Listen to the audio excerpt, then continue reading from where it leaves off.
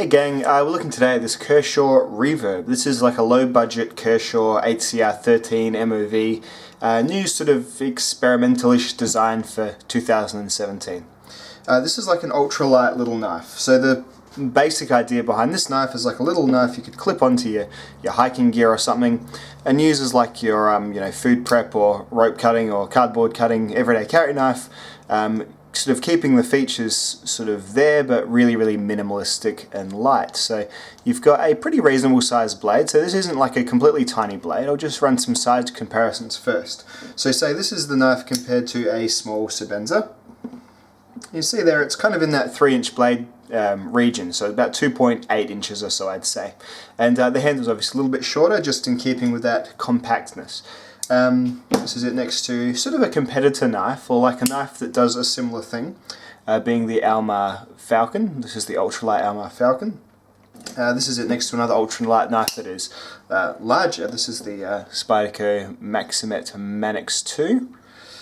And this is it next to a Kaiser Gemini and an Emerson CQC 7B is probably about the most opposite knife to this I've got in my collection right now. So there we have it. So now with this blade you get the aforementioned 2.8-ish inch blade made of HCR13 MOV, as is a bit of a Kershaw standard. You get a G10 scale with a peel ply piece of carbon fibre looking sort of stuff on it.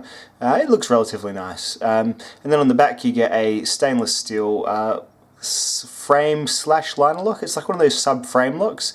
You see the frame has the cutout in it, but it still has a bar going across here, so the frame lock isn't like, say, this Sebenza frame lock where the frame sort of just goes all the way to the top and is entirely cut out.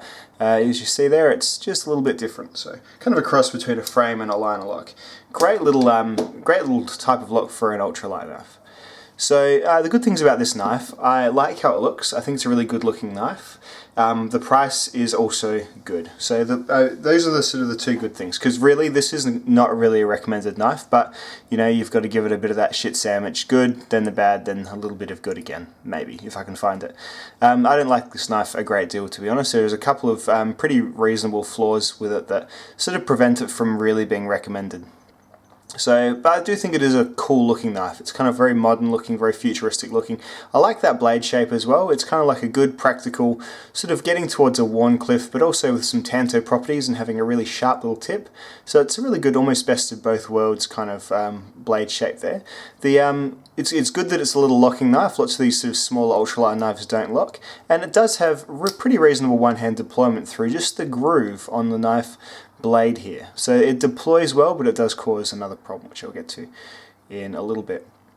The fit and finish is generally pretty good from the box. So it comes and it feels actually fairly solid before you start using it. And then when you start using it, you sort of start to notice there are flaws in both the design and also in the construction of this knife. First of all, you do notice that while it is good that it is a locking knife, being so small, it is not the easiest knife to lock and unlock in the world. Rather than just having the frame lock, which would have been quite easy to engage and disengage, the presence of this sort of extra piece of material here sort of below the sprung lock means that you kind of often end up just getting stuck pushing on that, and actually not being able to unlock the knife too easily at all. And so you kind of get these situations where you're either not pushing hard enough so the knife's not unlocking, and then your finger finally does go far enough and you could sort of swing the blade shut and actually catch the tip of your finger. So just something you have to be aware of if you're using this knife. Okay, so the main, the second little problem, which isn't as super severe and it is easily remedied, is this, while it is a good one-hand opening method without having to have a thumb stud or a hole there entirely, this does accumulate lots of crud in it. And I guess the main thing you're going to probably be using these little backpacking knives for is a little bit of food prep. And accumulating crud on the actual blade surface still, so in this ridge here, if I like scrape my fingernail along there now, it's all the crud from just my thumb, let alone when you sort of cut, bread, sandwiches, cheese, that sort of stuff. You get a proper little 90-degree, and it's just a small one, but it is a 90-degree little angle that stuff's going to get stuck at, which probably if you're going over a couple of days, you might if you neglect to clean it, you might end up having a little bit of built-up gunk. Could make you a little bit sick. I don't know. It's just not not ideal. I would rather just had gone with a flat ground blade and just have a pinch opening. I think it would have been better. Now, thirdly and most annoyingly is when you use this knife, and you can use it, on your larger stuff because the blade is larger. But any time that you actually grab the knife properly, and it does sort of fill the hand-ish. But you grab the knife properly, and this great carabiner system that they've had on to, A, open bottles, and B, be able to just attach to your kit or your belt loop or whatever, without using the really thin little pocket clip. That is, the minute you put some torque on it, as I'll show in my use footage, this spring just pops straight out, and you lose your little carabiner bit. I've used it. Oh, there it goes again.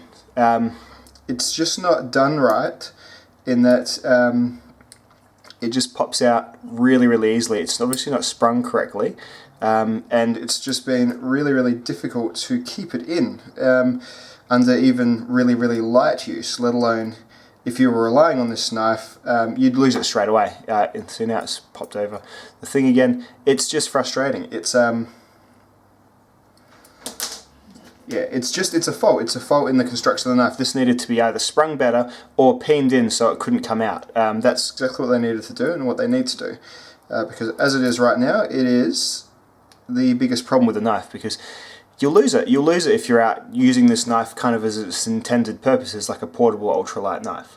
So I really can't recommend this blade at all because of that. And you're not super stoked on the nail nick, sort of the very at least with a spider hole, you can just blast it out with water. With that, you're going to have to actually get a little, get your fingernail in and scrape it out. The grey blade paint as well, I can see how it looks good, but it's going to wear and it's going to look really crappy after a little while as well. I don't know, this is just a $30 knife, or I think $38 knife in Australia. But yeah, just probably another thing that I'm just not super hot on myself.